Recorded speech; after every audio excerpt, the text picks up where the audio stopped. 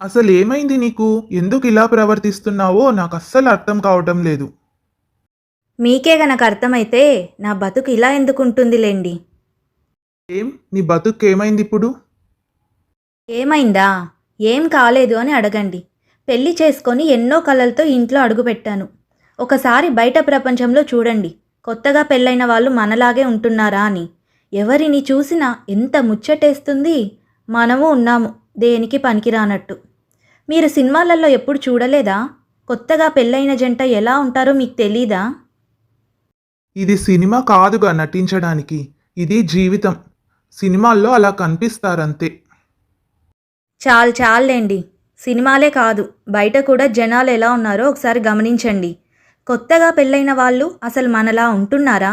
సినిమాలకు వెళ్ళడం, షికార్లకు, పార్కులకు వెళ్ళడం అంటూ ఒక్కొక్కరు ఎంత జాలీగా గడుపుతున్నారు.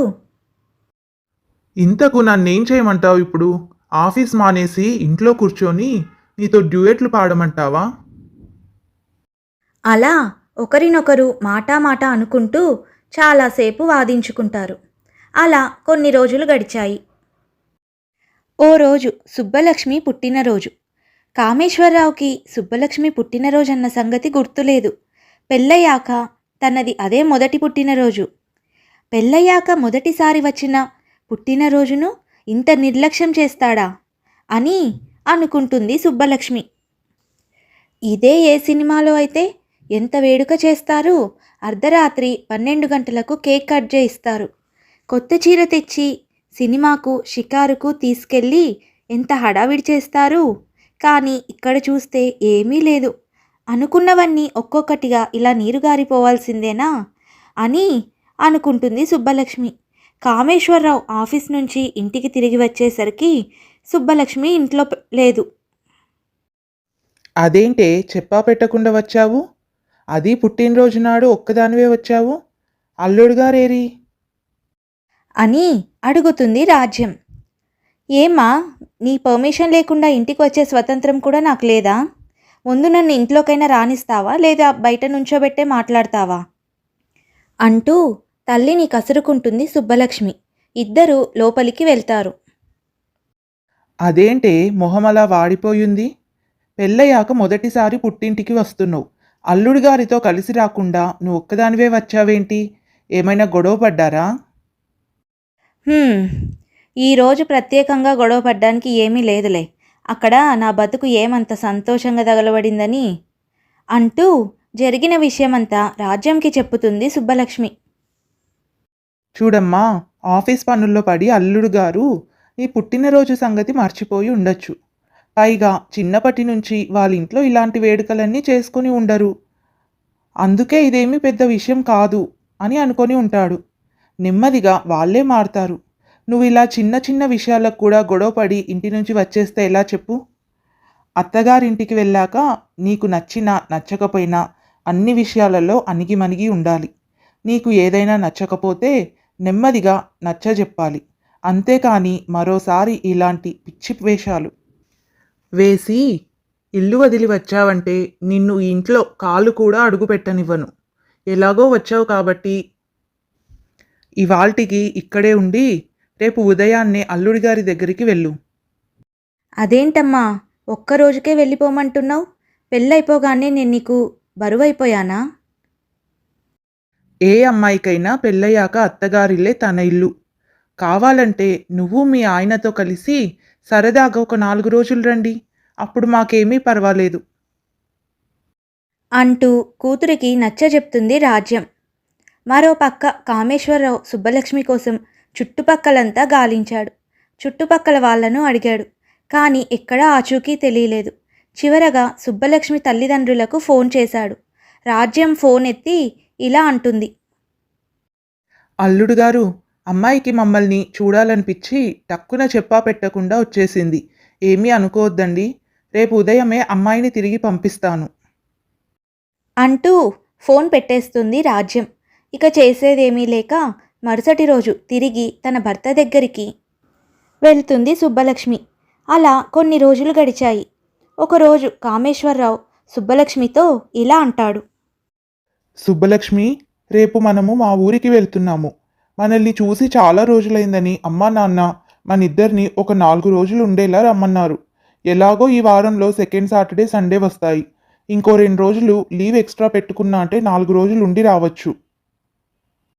ఏవండి, మా అమ్మ వాళ్ళది మీ అమ్మ వాళ్ళది పక్క ఊర్లే కాబట్టి నేను 2 రోజులు అత్తయ్య వాళ్ళ దగ్గర 2 రోజులు అమ్మ వాళ్ళ దగ్గర ఉంటాను సరే ఆలోచిద్దాంలే. ముందైతే బయలుదేరదాము. అక్కడ అమ్మని అడిగాక ఏ విషయం చెప్తాను. అంటాడు కామేశ్వరరావు. మరుసటి రోజు ఇద్దరూ కలిసి ఊరికి బయలుదేరతారు. సుబ్బలక్ష్మి అత్తామామలు, పంకజం చంద్రశేఖరరావు. ఇద్దరూ మంచి మనుషులే. కానీ పంకజం మాత్రం అవతలి వ్యక్తులు తనకు నచ్చినట్టే నడుచుకోవాలి అనుకుంటుంది. తాను అనుకున్నట్టు జరగకపోతే బాధపడటం, ఏదో ఒక గొడవ చేయటం చేసేది.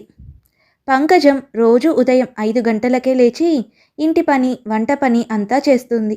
కొత్తగా పెళ్ళైనందువల్ల సుబ్బలక్ష్మికి ఇంకా అత్తగారింట్లో ఎలా ప్రవర్తించాలో పూర్తిగా తెలియదు. ఉదయం 7ంటికి లేచింది సుబ్బలక్ష్మి. అప్పటికే అత్తగారు ఇంటి పని, వంట పని అంతా చేసేసింది. అంతలో పక్కింటి సుప్రజ అక్కడికి వస్తుంది. అదేంటి పంకజం, అప్పుడే వంట చేసేసావా? కోడలు వచ్చిందిగా. ఈ 4 రోజులైనా ఇంటి పనులు, వంట పనులు నీ కోడలికి అప్పచెప్పొచ్చు కదా. నా కోడలు వచ్చినా నాకు పనులు చేసుకోక తప్పట్లేదులే సుప్రజ. 4 రోజులైనా కోడలితో సేవలు చేయించుకోవచ్చు అనుకున్నా. కానీ అలా ఏమీ జరిగేలా లేదులే. ఆవిడ గారు 7 వరకు నిద్రే లేవదు. అంటూ మాట్లాడుతుంది పంకజం. ఆ మాటలన్నీ గది బయట నుండి వింటుంది సుబ్బలక్ష్మి. అత్తగారు అన్న మాటలకు ఎంతో బాధపడుతుంది. అలా 2 రోజులు గడిచాయి. సుబ్బలక్ష్మి కామేశ్వరరావుతో, ఏవండి, 2 రోజులు నేను ఇక్కడ ఉన్నాను కదా, రేపు మా అమ్మ వాళ్ళ ఇంటికి వెళ్ళి అక్కడ 2 రోజులు ఉంటాను.